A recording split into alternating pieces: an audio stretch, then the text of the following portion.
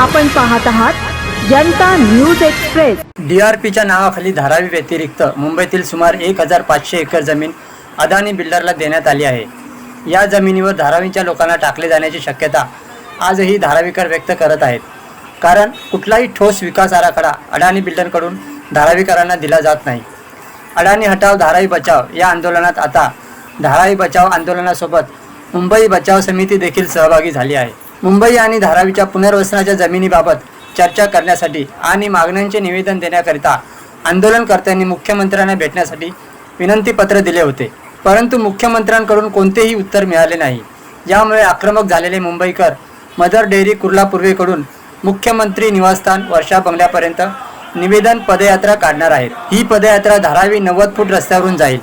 Police प्रशासनाने परवानगी नाकारली तरी या यात्रेत धारावीकर सहभागी होणार असून ही यात्रा निघणारच असा निश्चय धारावीकरांनी केला असल्याचे आंदोलनकर्त्यांनी आज प्रसिद्धी माध्यमांना सांगितले। अन्याय आम्ही सातत्याने त्यांना सांगतोय, परंतु सरकार आमचं ऐकायला तयार नाही। आतापर्यंत शेकडो पत्र आम्ही सरकारला लिहिली, एकाही प्रश्नाचं उत्तर दिलं जात नाही आणि एका बाजूला रेटारेटी सुरू आहे।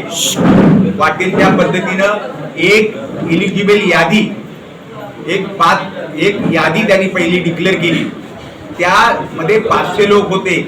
500 लोकांमध्ये 450 लोक अपात्र केले आणि 50 लोक फक्त पात्र केले।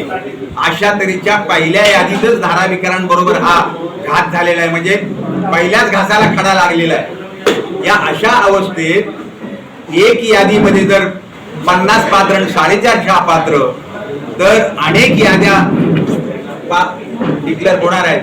त्याच्यात अधिकाधिक धारावीकरांना धारावीच्या बाहेर घालवण्याच्या दृष्टीनं, अपात्र करायच्या दृष्टीनं सरकारचं षडयंत्र आहे। सरकार अदानीच्या काळ्या कृत्याला उघड पाठिंबा व्यक्त करतंय। पण सर, मागे आपला विरोध कसा वर्षापासून धारावीचा विकास रखडलेला आहे आणि अदानीच्या माध्यमातून सरकार हा विकास करू पाहते आहे, तर याबाबत आपला विरोध कशासाठी आहे? अदानीला विरोध आहे की विकासाला आहे? आमचा विकासाला विरोध नाही, विकास आम्हाला पाहिजे। धारावीतल्या लोकांना धारावीतल्या नुसत्या जमिनीचा विकास नको, तिथल्या माणसांचा विकास झाला पाहिजे। तिथली रोजी रोटी, तिथले धंदे सगळे जिवंत राहिले पाहिजेत, कारण तिथल्या गरीब माणसानं 1000-1500 व्यवसाय घराघरामध्ये निर्माण केलेले आहेत आणि त्या व्यवसायाच्या माध्यमातून त्या गरीब माणसाने त्याची अर्थव्यवस्था त्या व्यवसायाबरोबर जोडली गेलेली आहे आणि म्हणून ते सगळे व्यवसाय जिवंत राहिले पाहिजेत। म्हणून इंडस्ट्रियल हब बनवा तुम्ही धारावीत आणि छोटे छोटे उद्योग सगळे तिकडे शिफ्ट करा आणि राहण्याच्या जागा वेगळ्या, व्यवसायाच्या जागा वेगळ्या, हे सगळं करा आणि हे सगळं धारावीत होत आहे। त्यामुळे ही बाहेरची मंडळी जी आता म्हणतायत कुर्ला, तिकडे मालवणी, त्यांना कोणालाच त्रास होणार नाही। आमच्या सगळ्यांचं पुनर्वसन धारावीत होईल, तुमच्या सगळ्यांच्या जागा अबाधित राहतील, तिथं विकासाची काही कामं तुम्हाला करता येतील, गार्डन होईल, हॉस्पिटल होईल, शाळा होईल। परंतु इथं सरकारचं षडयंत्र आहे आम्हाला बाहेर घालवण्याचा। विकास नाही, हा अदानीचा विकास। परंतु आपला धारावी विकास आंदोलनाचा विरोध असताना देखील 75% सर्वेक्षण अदानी कंपनी मार्फत झालेलं आहे। अत्यंत खोटं आहे। बातम्या अदानीचा मीडिया बातम्या पसरवतोय। आता 10,000 लोकांचा सुद्धा परिपूर्ण सर्वे झालेला नाही। लोक सर्वेला विरोध करतायत, रोज बाचाबाची, रोज पोलीस स्टेशनला तंटे सुरू आहेत। 10,000 लोकांनी सुद्धा सर्वे केलेला नाही। यांनी अनेकदा आम्हाला अल्टिमेटम दिले की 1 तारखेपर्यंत नाही आला तर तुम्हाला घर नाही मिळणार। नंतर 15 एप्रिलला सांगितलं आम्हाला एवढ्या तारखेपर्यंत तुम्ही कागदपत्र दिले नाही, तुम्हाला घर नाही मिळणार। लोक अदानीचे सगळे अल्टिमेटम धुडकावून लावतायत, बिलकुल अल्टिमेटम मान्य करत नाहीत। आता जर त्या 80-90 हजार लोकांचा सर्वे झाला तर त्यांनी 5 लाख पोस्टर धारावीत लावलेत। आता 80,000 लोकांचा सर्वे झाला असेल तर मग तुम्हाला ही 5 लाख पोस्टर लावून अजून धारावीतल्या लोकांना तुम्ही का धमक्या देताय? 80,000 लोकांना सर्वे झालाय तर तुम्हाला काम करायला पुरेसे आहे ना पाठिंबा, पण तसं काही झालेलं नाही। लोकांचा प्रचंड विरोध आहे, लोकांचा रोष आहे। 500 फुटाचं घर तेही धारावीत जोपर्यंत मिळत नाही तोपर्यंत लोक या विकासात सामील होणार नाही। माने साहेब, यावर तुमचा काय पावित्र्य असेल? एक मिनिट, लोक चळवळीच्या माध्यमातून तुम्ही गेल्या अनेक वर्षात कुर्ला भागाचा विकास चळवळ कुर्ल्यामध्ये गेल्या अनेक दिवसापासून चालू आहे. चळवळ आमची गेले 1.5 वर्षापासून चालू आहे. आम्ही विविध डिपार्टमेंटला 45 ते 46 पत्र आम्ही त्यांच्या कुठल्याही पत्राला आम्हाला अजूनपर्यंत उत्तर नाही भेटलेलं आहे. आणि उद्या आम्ही एक निवेदनपत्र आम्ही कुर्ला मदर डेअरीपासून ते धारावी आणि धारावी ते वर्षा बंगल्यापर्यंत आम्ही जाणार आहे.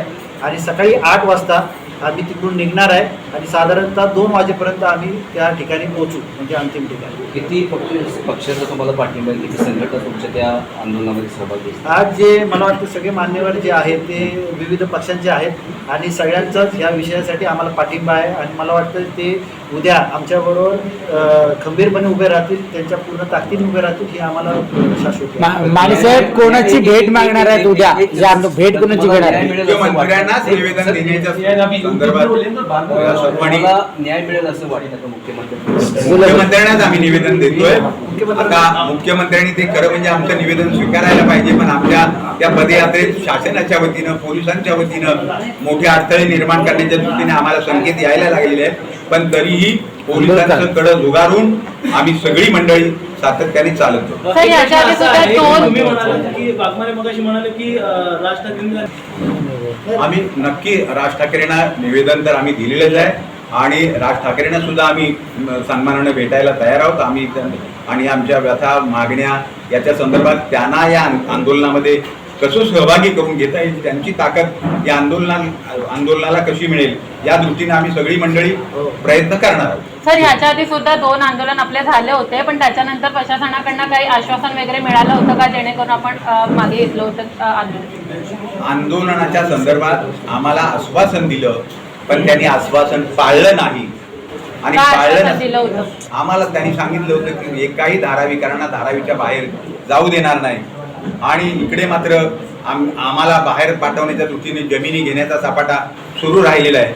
हे दुतोंडी वर्तन आहे सरकारचं आणि म्हणून आम्ही परत आंदोलन सुरू केलेलं आहे. एक जे तुम्ही म्हणालात की 20 ते 25,000 कोटींची जी त्यांनी लोकसभेच्या इलेक्शनच्या आधी एक GR काढला, ज्यातून तो जी जमीन आहे 100% कब्जा हक्कानी द्यायला पाहिजे होती, ती 25%च्या कब्जा हक्कानी त्यांना अदानीला दिलेली आहे, अदानीच्या वापरासाठी दिलेली आहे. ती जमीन भले सरकारच्या नावावरती असली तरी ती जमीन ही अदानीच्या प्रोजेक्टला वापरली जाणार आहे, ज्याची किंमत म्हणजे शासनाने त्यांच्या इंटरनल नोट्समध्ये त्यांनी सांगितलं आहे की त्याची साधारणतः मार्केट व्हॅल्यू जी आहे ती 20 ते 25,000 कोटी आहे. आणि पूर्णतः तो एक म्हणजे मला वाटतं इलेक्शनचा फंडच त्यांनी तिथून घेतला असावा, आम्हाला असं आशंका आहे. आणि त्याप्रमाणे त्यांनी GR काढले. स्थानिक आमदार तिथले सहभागी होणार आहेत. स्थानिक आमदारांना त्यांनी आम्हाला इलेक्शनच्या आधी निवडून यायच्या आधी त्यांनी जाहीर आश्वासन दिलं होतं की त्या ठिकाणी बॉटनिकल गार्डन होणार, त्या प्रकारचे त्यांनी बॅनर त्या ठिकाणी लावले होते. आणि ज्या इलेक्शन झाल्यानंतर निवडून आल्यानंतर आता त्यांचं आम्हाला कुठल्या नागरिकांना त्यांच्याशी संपर्क होत नाही आहे, संपर्क आम्हाला होऊ देत नाही आहे. आणि त्यांच्या आश्वासनापासून ते मला वाटतं की त्यांनी पाठ फिरवलेली आहे.